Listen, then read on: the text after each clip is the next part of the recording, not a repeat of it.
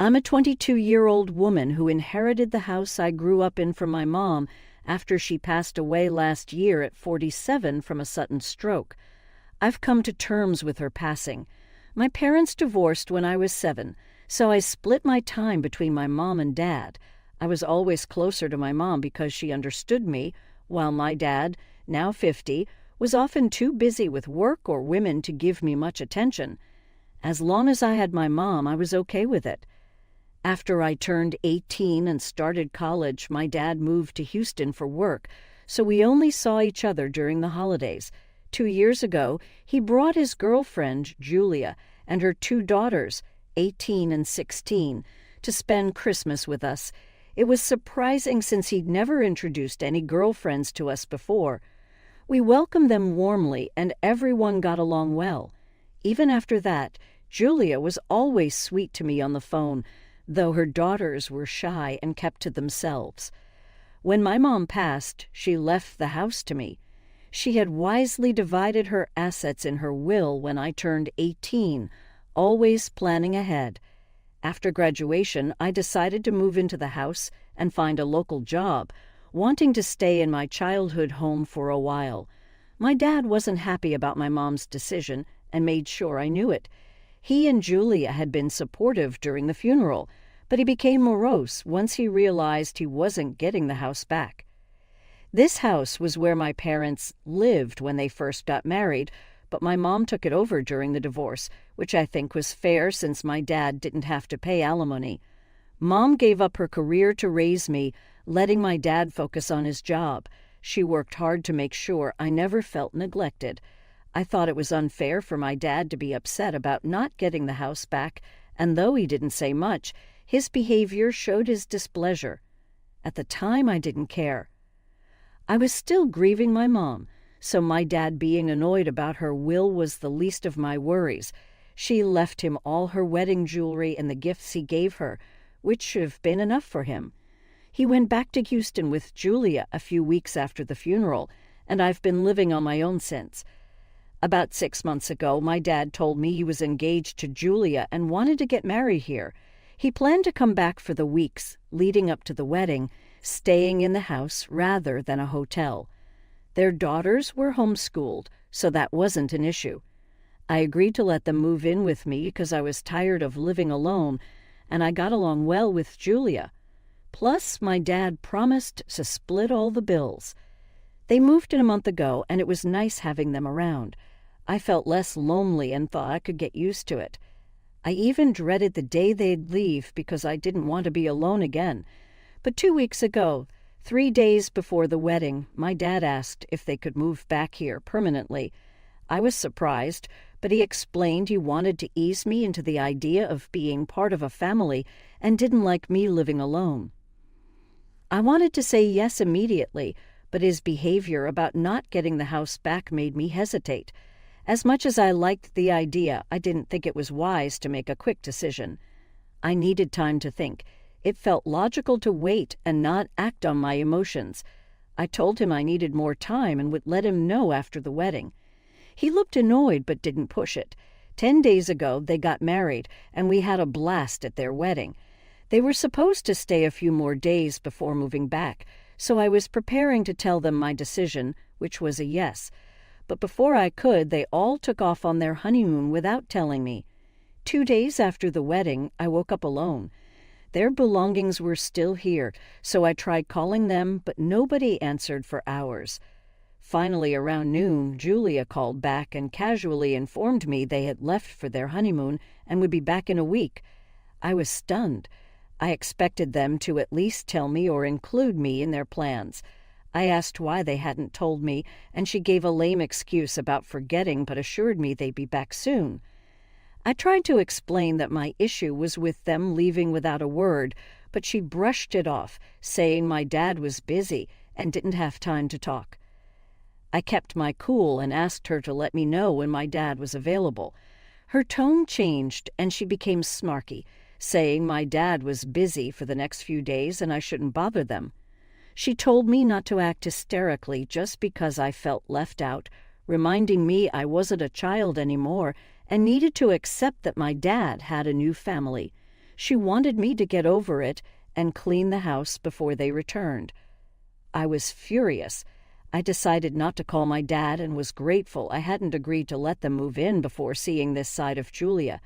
There was no way they were living with me anymore.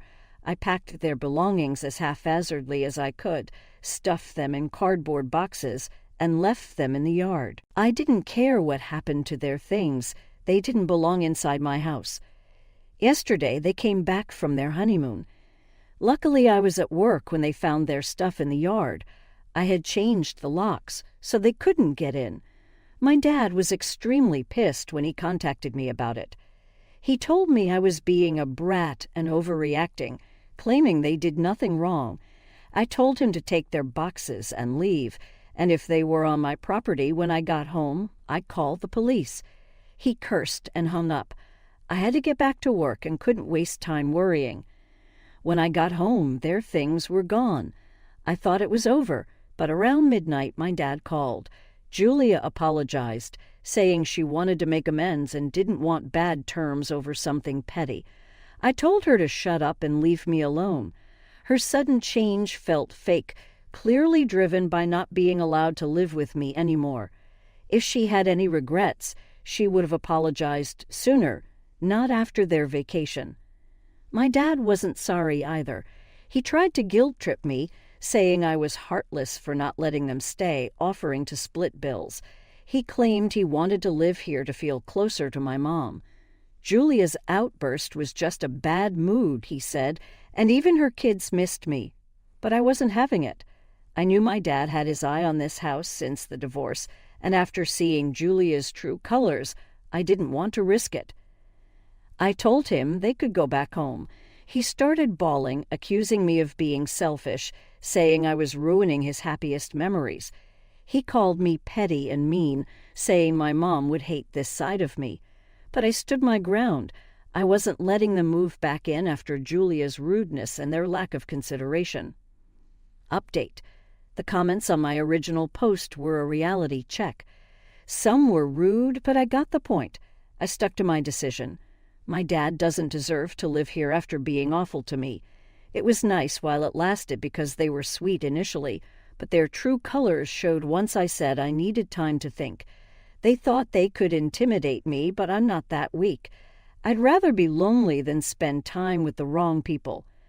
I shouldn't have let them come here at all. My dad's reaction when he learned the house was mine should have been a red flag. It showed me how materialistic and selfish people can be. As for Julia, I'm glad she picked a fight with me and messed things up for herself.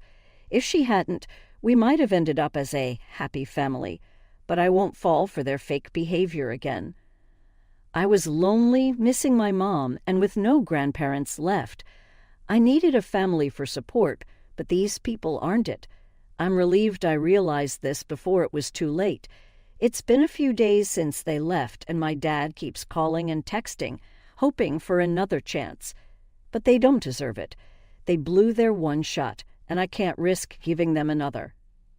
I feel bad treating my dad like this, but he never put in much effort with me. He doesn't get to complain now that I'm making decisions for myself. Update. My dad's desperate to move in because he lost his job months ago. He spent all his savings on the wedding and honeymoon. Julia quit her job to be a stay-at-home mom, so now they're broke. My dad assumed I'd let them stay. Julia didn't know the truth until recently, which is why she apologized. She's as fake as they come, but that's what my dad deserves. Today, my dad asked to stay a few days until he finds a job. I told him no. They've been nasty to me, and I don't need that negativity. He should have known better than to splurge on a wedding and honeymoon without a job. That's not my problem, and I refuse to feel guilty. I texted him back, explaining this politely.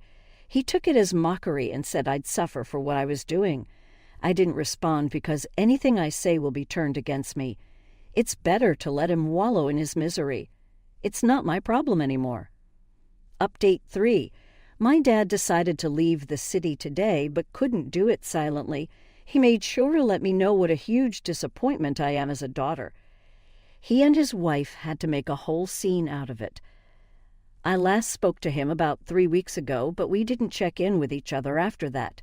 Today, both he and Julia texted me, saying they were delighted to announce that Julia's ex-boyfriend decided to sponsor their trip back home. Apparently, he realized he needed to see his daughters.